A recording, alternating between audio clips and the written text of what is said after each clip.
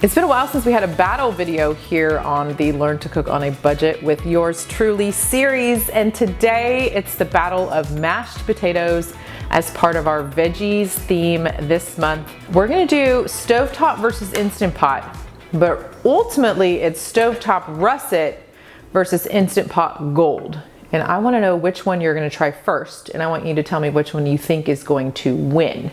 Now, traditionally, russet potatoes are used for making mashed potatoes because they do such a beautiful job of absorbing the milk and the butter and the sour cream and the blue cheese or the gorgonzola or the caramelized onions, which I'm going to show you that as well, absorbing all of that and making that really smooth and creamy mashed potato.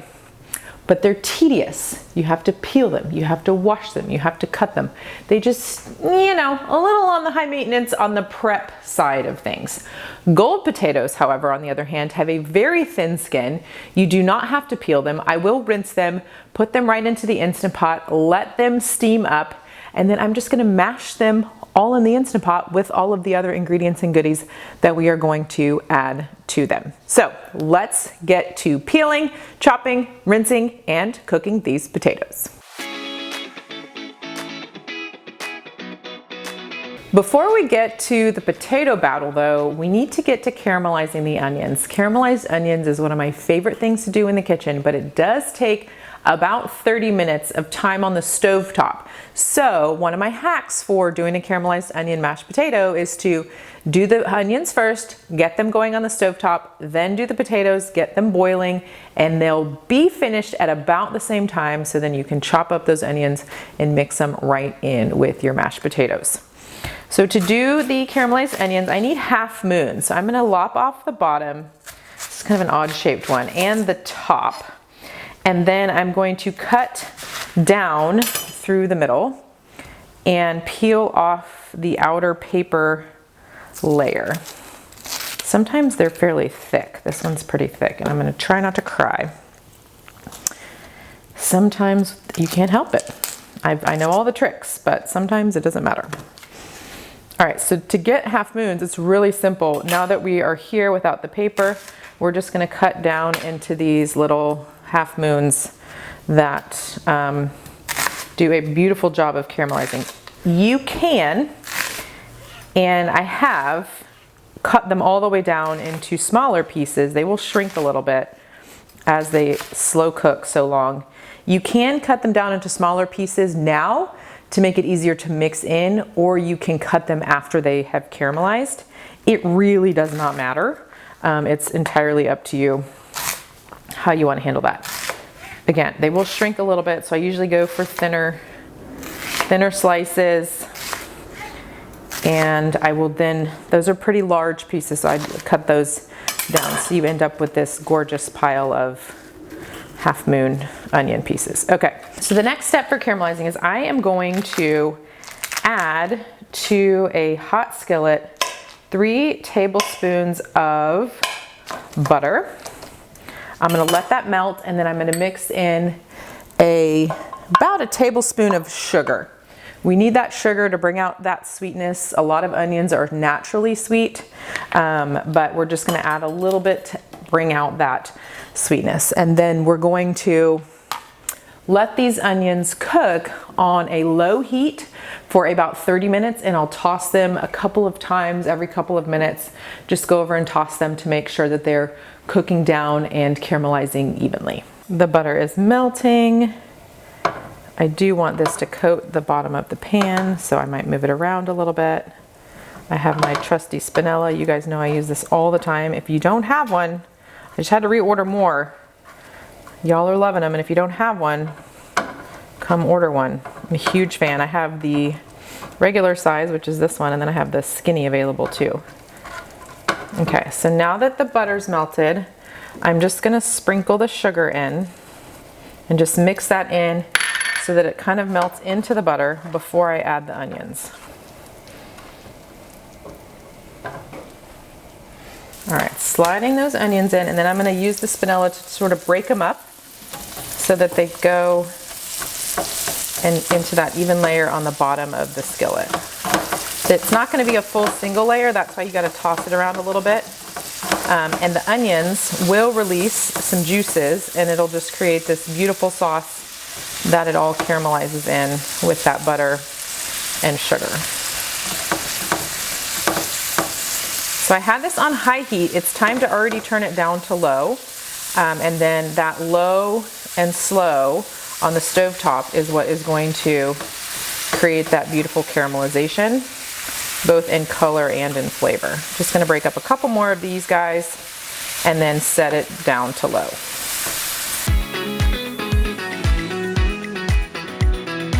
All right, the caramelized onions are going on the stovetop. I'm gonna fill this with hot water and then do a switcheroo on the stovetop to get this water going so that by the time I'm done with peeling the russet potatoes, the water is boiling and ready for those potatoes. All right, I got the hot water here. I'm just gonna transfer these to the back burner. This is my like front, go-to burner. Everybody has one of those, right? And then I'm gonna get this back up here on low and letting those caramelize over here. So let the water come to a boil, and while that is happening, time to peel the potatoes. So I'm actually gonna transfer the gold ones. Oh my gosh, it's herding cats right here on the countertop. All right, got my grocery bag and my trusty Sharple. You guys know I love this thing. It sharpens itself when you close the lid. It's very handy. And I'm peeling onto the grocery bag to make the mess a little easier to clean up. It's kind of inevitable that one or two will end up on the floor. Potato peels and your garbage disposal in your sink are not friends. Don't try to make them friends.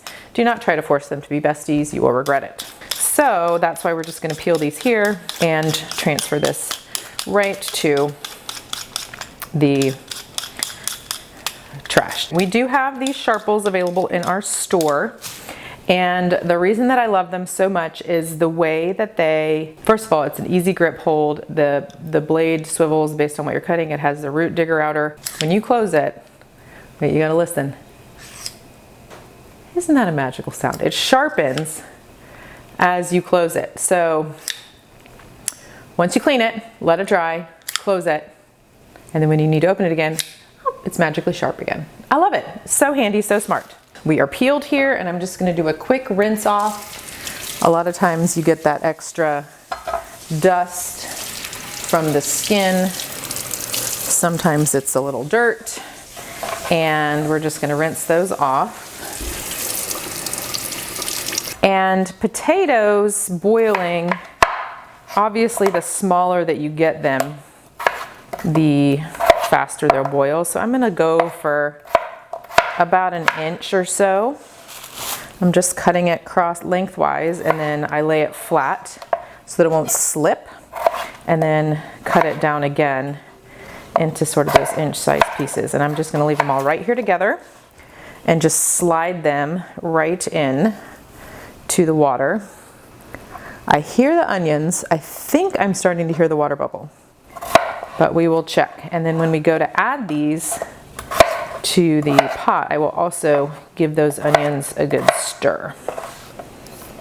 These take a little bit longer than the gold potatoes in terms of prep, but they are the traditional potato of a mashed potato. So that's why we are featuring them this way with the stovetop. And again, the cooking time is gonna vary. It's gonna be anywhere between 10, 15, maybe 18 minutes. It really depends on how small you cut these. I think this will take about 12, maybe 15 minutes for these to soften in the boiling water. So the water's boiling, we're gonna add the potatoes, and then I'll set a timer, and then when the timer goes off, I'll check to see if the larger ones are fork tender, and if they are, we will drain them off and get the mashed potatoes made. My gold potatoes are ready to be rinsed and scrubbed, but before I do that, I'm gonna add about a cup of water or more just underneath of the rack there. And then I'm gonna get to scrubbing with my Euro Scrubby, and I'm just looking to get off any dirt. No peeling required. I'm just gonna transfer them right here into the Instant Pot with the rack. It just is so much faster. And a quarter of the time that we peeled all the other potatoes, I've got these clean and going into the Instant Pot, and it is ready to get started. The Euro Scrubby comes in very handy. I have them in my bathrooms here, different ones than these, obviously. I like to have a clean one. Actually, I have 3 right here. A clean one for things like this, and then the other 2 that I use for pots and pans. You can clean them in the dishwasher if you need to do that. I run them through the dishwasher every couple of days. Keep them nice and clean. And these guys are ready for their cooking session. Let's get cooked, y'all. Timer set for the stovetop potatoes. I'm gonna start at about 12 minutes and then check them. And then I have my gold potatoes. We just scrubbed those, and I'm going to get those going in the Instant Pot over here. And I'm just gonna put the lid on, set the lid to ceiling, and then we're gonna cook for 12 minutes on high pressure. So now they're really battling it out right here on this counter over here. So we're gonna do manual, and I'm gonna adjust it to 12 minutes. It'll take about 5 minutes to come to pressure, 12 minutes to cook, and then we'll be able to take the lid off and mash everything together. Because I can mash right in here, I'm gonna leave the potatoes here. I'm gonna fish out, I'm using these pinch mitts. I'm gonna fish out the rack, because I obviously don't want the rack in with my potatoes, but I am gonna drain some of this water off. If a little bit's in there to help with the creaminess, that's fine, but we're gonna add milk and butter in a minute anyways. Just be careful with the steam.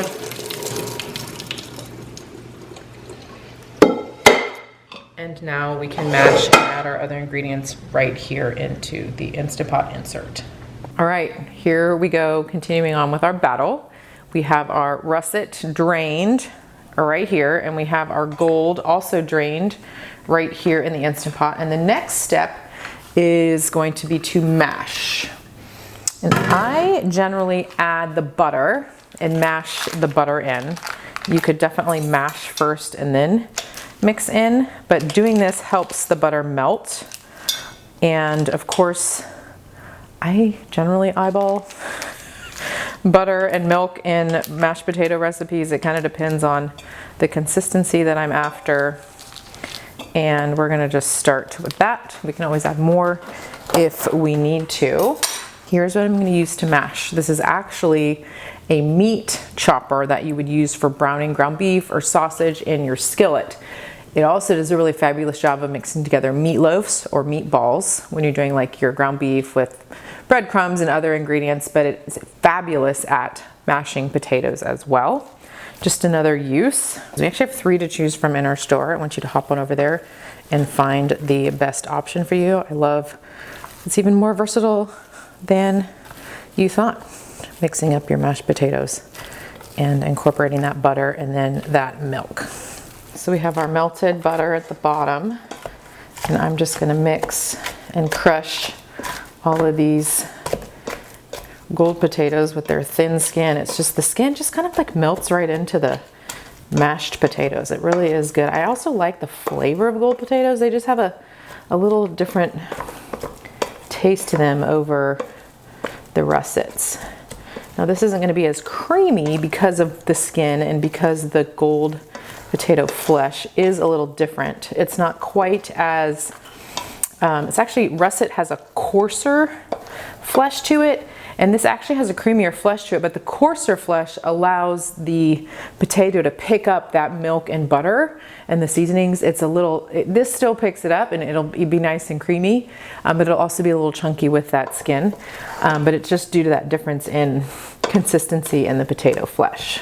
To give these gold potatoes a little creamier boost, I am gonna start with the heavy cream and then add a little bit of milk, just so that it's a little thicker.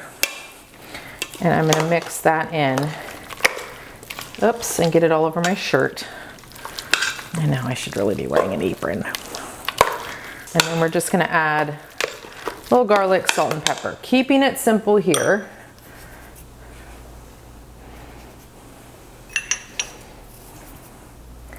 However, there are lots of other flavors that we can mix in here. The first being the caramelized onions that are still over there on the stovetop that we will get here in just a second once we're finished mixing these.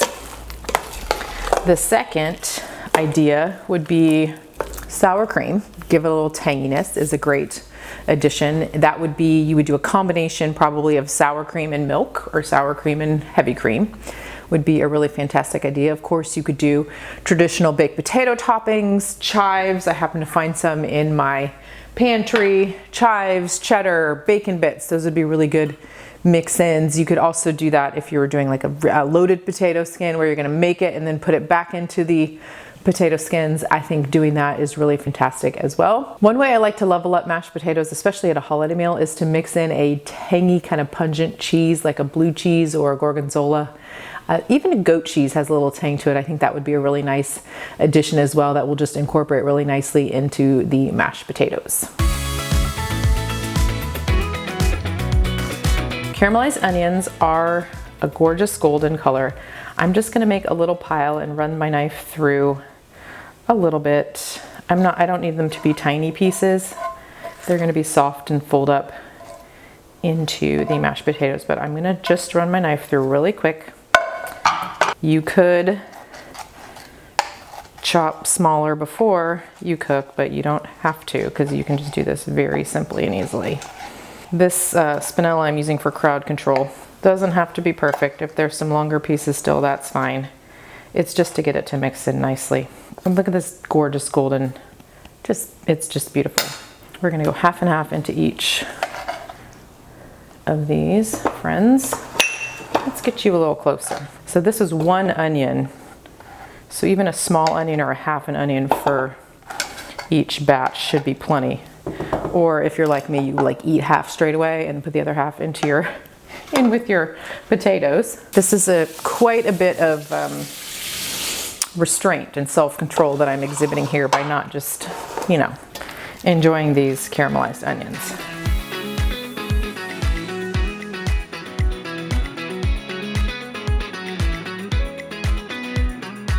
All right, the moment we've all been waiting for. Which one is best? We have our stovetop russet. We have our Instant Pot gold. Both have, well, this one has cream and milk and butter, salt, pepper, garlic, and caramelized onions. This one has milk, butter, salt, pepper, garlic, and caramelized onions as well.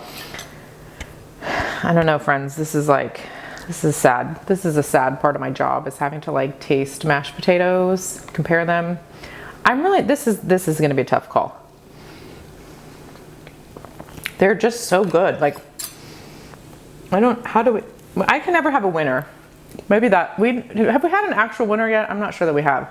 I just like it all. So maybe maybe I'm not the best judge.